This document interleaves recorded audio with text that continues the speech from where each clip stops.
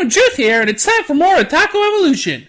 Be sure to like, subscribe, and contribute to my Patreon. Folks, it's the franchise I just can't quit, Lupin III. I've covered Lupin III pretty frequently, haven't I? And it's a pretty good time to be a fan of the franchise with all kinds of Lupin material making its way to discs and streaming. There's even a prequel anime, Lupin Zero, which takes a look at our favorite Cyburn Sacker in his childhood in the 1960s coming out. I'm cautiously optimistic about it. While I'm in the mood to talk about the series, I might as well review the original TV show, as with Episode 0 First Contact, it also recently received an English dub from Epcar Entertainment and put on Blu-Ray by Discotek. Before it had only been a sub-only DVD, which I also own, but I was glad to double dip for the new release. That's right, I actually own this thing I'm reviewing. Come to think of it, I own the Eden of the East movies too. And Razafon. Good for me, reviewing things I own. Anyway. Lupin III is a show that follows, you guessed it, the infamous thief Lupin III, grandson of the literary character Arsène Lupin, and his occasionally merry band of ne'er-do-wells. Daisuke Jigen, expert marksman. Goemon Ishikawa the 13th, expert swordsman. And Fujiko Mine, expert femme fatale. They are eternally pursued by Inspector Zenigata, who seems to have no life other than trying to bring Lupin in. To say that hijinks ensue is an understatement. Lupin III Part 1, or the Green Jacket series, was the first of the Lupin TV shows, premiering in 1971. It aired 23 episodes before it was done. Originally helmed by Masaaki Osumi, who had likewise helmed Moomin in 1969, the series was eventually taken over by Hayao Miyazaki and Isao Takahata after Osumi wouldn't make adjustments to broaden its appeal. The episodes were all basically standalones with little of any continuity between them. In fact, the only continuing storyline was the one with how Goemon was first an enemy of Lupin, trying to kill him first for his master and later for his own sake, then eventually joined his gang after, laughing at how silly Lupin is, I guess. I suppose there are worse reasons to join a criminal gang. Usually an episode would revolve around Lupin and the gang hatching a plot for a heist, engaging in said heist, something going wrong, and usually ultimately failing to profit in anything but managing to get away from old Pop Zenigata. Oftentimes, the gang, especially Lupin himself, would be betrayed by Fujiko, who would always be back in his good graces by the next episode. After all, as Lupin says, betrayal is one of women's accessories. The other members of the group are not as fond of her as Lupin is. But occasionally the gang would actually succeed, at least somewhat, in their plans, which was always a treat.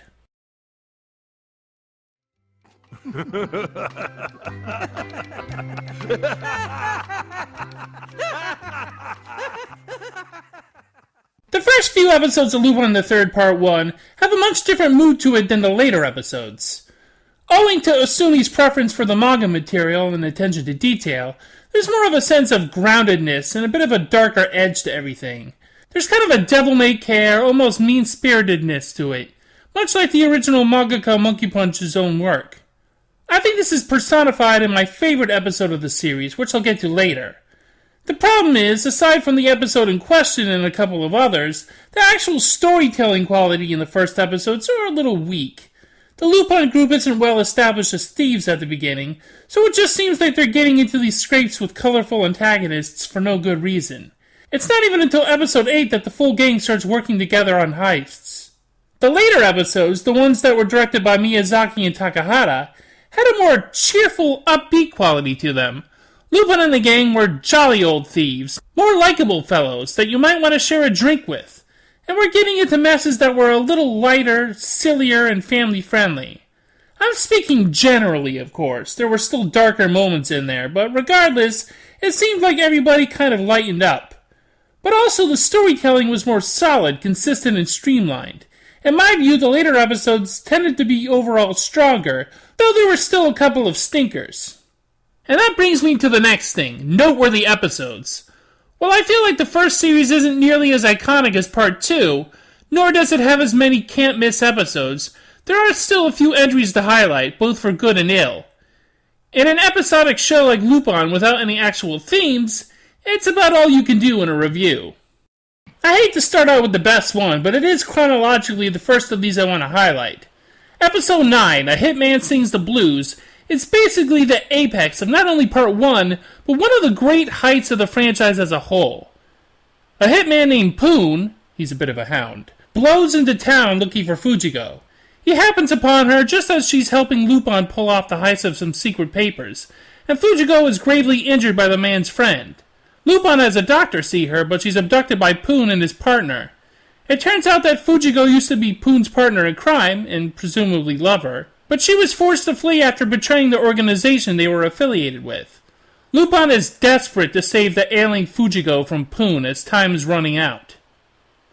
The way this episode plays out is pure genius, with the way it flashes back to Fujiko's days with Poon, from each of their perspectives, having Lupin's anguish over Fujiko's condition, trying his best to get to her in her hour of need, wondering why he's trying so hard for a woman who betrays him so often, moments of quiet intensity, followed by rare emotional outpouring by normally inscrutable, well-guarded personalities.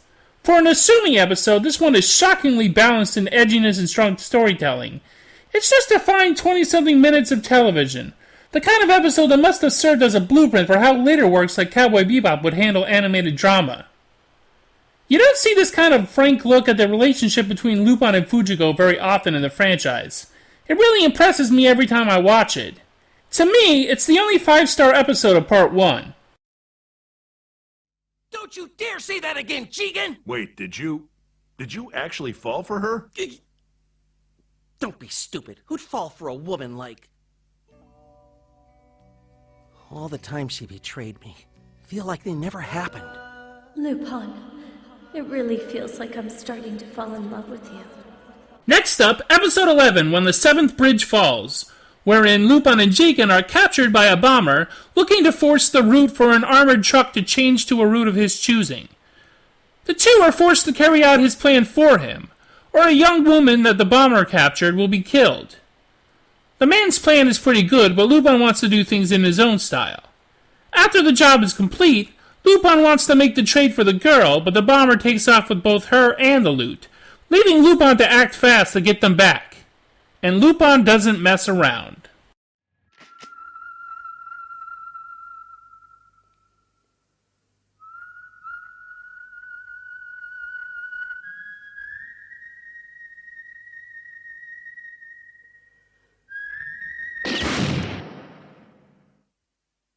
Another one I want to talk about is Episode 19, Which Third Generation Will Win? When Inspector Zenigata reluctantly teams up with the grandson of Arsène Lupin's nemesis, Inspector Goemon III. They bait Lupin with an exhibit of Lupin I's classic wardrobe and effects. Everything the Lupin gang tries to get a hold of the exhibit materials is thwarted by the two inspectors, and the group seems to be running out of hope for the heist. That is, until Lupin comes up with his own unique plan. You could say he, redoubled his efforts. Join us in our fight! Come here often. Lupin! Damn it! Arrest every one of them! Of course, like the Lupin franchise itself, while there are plenty of winner episodes, there are quite a few losers too. None more springs to mind than Episode 3, Farewell My Beloved Witch, which is... what is it really? Lupin meets a mysterious woman, Linda, the assistant to a scientist being forced by a criminal organization to research a flower that can be converted into an explosive. Well, apparently the scientist did some human experiments on Linda, giving her special powers like... and now she needs the... flowers... to live... what? It's not even clear what the scientist guy did or how Linda has powers. But she's called a witch because of the experiments, and she's no witch from Mercury either. When the flowers are destroyed by Lupin, Linda too is killed. For some reason. Nothing about this episode is very clear. Linda.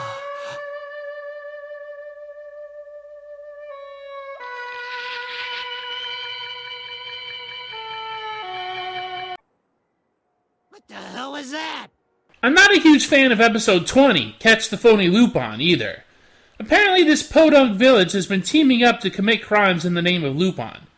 When Lupin follows them back to the island they live on, the villagers give him the runaround for entirely too long, and even Inspector Zenigata gets involved. I'm not entirely sure why, but something about this episode just rubs me the wrong way. I think it's the sparse environments and the overly slapsticky qualities. It's an ugly-looking, kind of boring entry. There are a few others I'm not fond of either, but I want to accentuate the positive. And speaking of the positive, Discotek's Blu-Ray is super wizard. Lupin III Part 1 is a series from 1971, so of course it's not going to look super great by today's standards. But Discotek's Blu-ray set has it better looking than it's ever been, certainly on home release, with video quality that is a huge step up from the DVDs. It's clean and mean, and rarely feels like a mere upscale. I'm no video expert, so I won't get into specifics, but it looks damn good to me. One of the big draws to the set was the fact that Epcar Entertainment actually dubbed the series, using the cast that had been doing parts 4, 5, and 6. I thought it might be weird hearing modern voice acting coming from older animation, but they lean into some of the cheesiness while not being overly exaggerated. The cast does an excellent job as always with these characters. Even some of the incidental characters sound pretty good. He's still in the race, unless it's a miracle! I guess it is a miracle, Commissioner. But how did you... What did you... Lupin! Lupin! Yes, true to this very hotel's name, I've created my own miracle. Now let's commence with a funeral, shall we? For Scorpion. And there are some neat special features on the discs, too. There are a handful of commentaries by Lupin luminaries like Reed Nelson, who also does copious linear notes. I haven't been through all the commentaries and notes, so I hope I'm not missing anything important for this review, but I plan on revisiting it all sooner or later. There's also a group of essays by Daniel Thomas McGinnis from Ghibli Blog that are worth looking at. The Discotek Lupin III Part 1 Blu-ray set is available at a lot of retailers, including The Right Stuff and Amazon. If you're a Lupin or classic anime fan, it's a must-have. Lupin III Part 1 is a fun diversion, some of its episodes being real highlights in the franchise. While it's not as iconic as Part 2 or as overall good as Parts 4 or 5, it's definitely no slouch. I'd say it's at the very least at the level of Part 6. But you'll have a pretty good time watching any of these shows. Lupin is an important part of my anime diet. And that's enough Lupin III for the time being. Or is it? Because in my next video, I take a look at some of my favorite anime characters. Until then, see ya! Cheers! Cheers!